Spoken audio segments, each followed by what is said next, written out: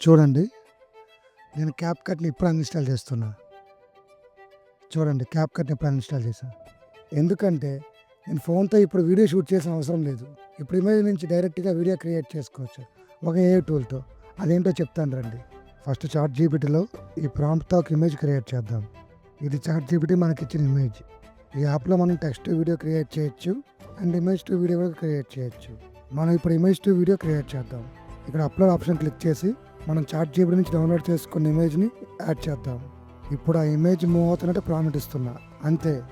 Within 1 మినిట్‌లో మీకు video create అయిపోతుంది. ఇప్పుడు ఆ వీడియో ప్లే చేసి చూద్దాం ఎలా ప్లే అవుతుందో.